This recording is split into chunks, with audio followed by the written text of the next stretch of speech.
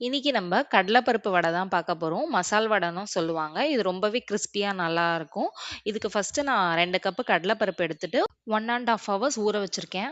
ஊற வச்சத மிக்ஸி ஜார்ல மாத்திப்போம். மிக்ஸி ஜார்ல மாத்திட்டு, அத வந்து ரொம்ப சாஃப்ட்டா அரைச்சிடக்கூடாது. கொஞ்சம் கொர கொரன்னு தான் அரைக்கணும். ஸோ, அதுக்கு வந்து 1 ஸ்பூன் சோம்பு சேர்த்துக்கிறேன். சோம்பு சேர்த்துட்டு, கொஞ்சம் உப்பு சேர்த்துக்கலாம். இதுக்கு தேவையான அளவுக்கு. உங்களுக்கு எப்படி டேஸ்ட் வேணுமோ, அந்த அளவுக்கு நீங்க உப்பு சேர்த்துக்கோங்க.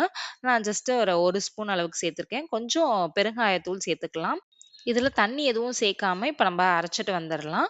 இப்ப நம்ம அரைச்சுட்டு வந்தாச்சு. நம்ம இதுல எதுவுமே தண்ணி சேர்க்கல. கொஞ்சம் கொர கொரன்னு தான் அரைக்கணும். ரொம்ப சாஃப்ட்டா அரைச்சிடக்கூடாது. அங்கங்க கொஞ்சம் பருப்பும் தெரியலாம். ஸோ இதில கொஞ்சம் நான் கருவேப்பில பச்சை மிளகா சேர்த்துக்கிறேன். உங்களுக்கு காரத்துக்கு எவ்வளோ வேணுமோ அந்த அளவுக்கு நீங்க பச்சை மிளகா சேர்த்துக்கோங்க. அப்புறம் பொடி பொடியா நறுக்குன இஞ்சி, அப்புறம் ஒரு வெங்காயம் சேர்த்துக்கலாம் இதுல. வெங்காயம் கொஞ்சம் அதிகம் போட்டோம்னா நல்லாருக்கும். இது எல்லாத்தையும் வந்து நல்லா மிக்ஸ் பண்ணிருவோம். இப்ப மிக்ஸ் பண்ணியாச்சு. நான் ஒரு உருண்டை நமக்கு தேவையான அளவுக்கு உருண்டை எடுத்துட்டு, ஒரு பட்டர் ஷீட்டோ இல்ல ஆயில் கவரோ ஏதோ ஒண்ணு வச்சுட்டு நான் அதில வந்து தட்டிக்கிறேன். நம்ம ஜஸ்ட் லைட்டா தட்டுனோம்னாவே போதும். தட்டிட்டோம்னாவே அது அழகா செட் ஆயிடும். ரொம்ப தண்ணியா இருந்தா தான் செட் ஆகாது.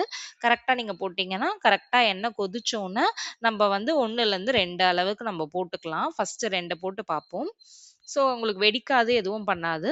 நல்லா கொஞ்சம் கோல்டன் ப்ரவுன் ஆனோனே நம்ம திருப்பி போட்டுறலாம். பிகினர்ஸா இருந்தீங்கன்னா, இந்த டிப்ஸ நோட் பண்ணிக்கோங்க. இந்த மேல இருக்கிற பபிள்ஸ் அடங்குற வரைக்கும் நம்ம வந்து கொஞ்சம் வெயிட் பண்ணணும். அப்பதான் அந்த வடை வெந்திருக்குன்னு அர்த்தம்.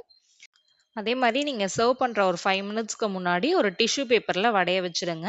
அந்த டிஷ்யூ வந்து அந்த ஆயில் எல்லாம் கொஞ்சம் எடுத்துரும். ஸோ நமக்கு கொஞ்சம் ஹெல்தியாவே இருக்கும்.